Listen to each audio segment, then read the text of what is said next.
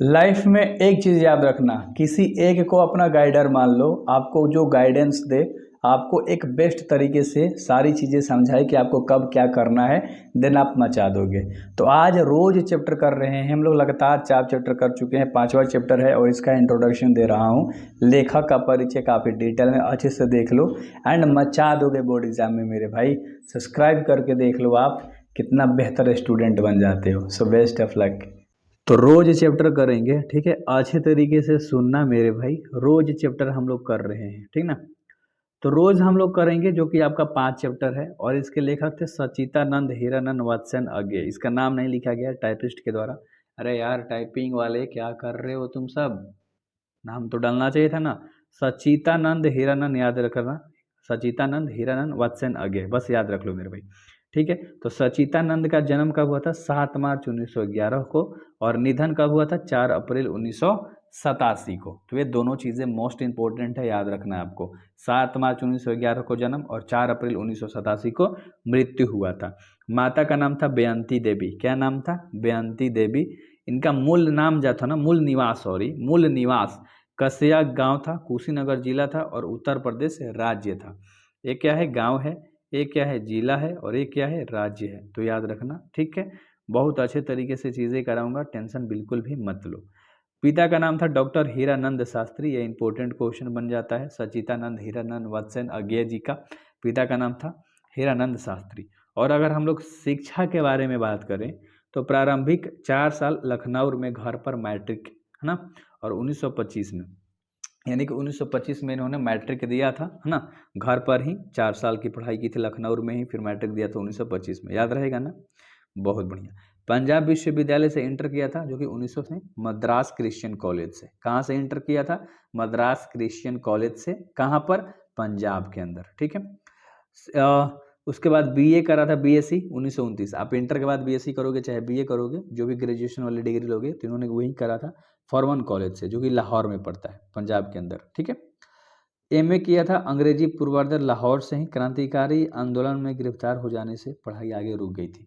एक क्रांतिकारी थे, है ना, और देश के लिए लड़ना उड़ना हो गया तो सारी चीज़ों में, तो उस चीज़ के दौरान इनको जेल हो गया था और आगे की पढ़ाई बेचारी छूट गई थी, ठीक है। तो बहुत बढ़िया, इतना अच्छे से समझ में आएगा, स्क्रीनशॉट ले लो क्योंकि चीज़ें बहुत ही डिटेल में है।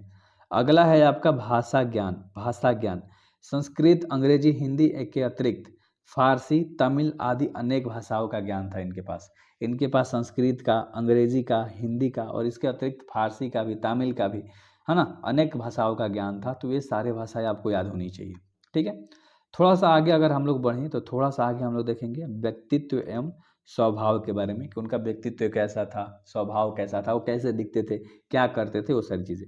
सुंदर थे, लंबा थे, गठीला थे, शरीर सुरुचि सुझाव एवं अनुशासन प्रियतमा, एकांत प्रिय, अंतमुखी स्वभाव के थे, यानी बिल्कुल भी शांत इंसान थे, ठीक है। एकांत मतलब अकेला रहना उनको पसंद था। अनुशासन से भरपूर इंसान थे, मतलब डिसिप्लिन थे। गंभीर एवं चिंताशील, मृतभाषी, अपने मौन एवं मितहासन के लिए प्रसिद्ध। पिताजी का तबादला होते रहने के कारण, बेचारे के पिताजी का तबादला हो रहा था, ठीक है, बार बार होते रहता था तबादला।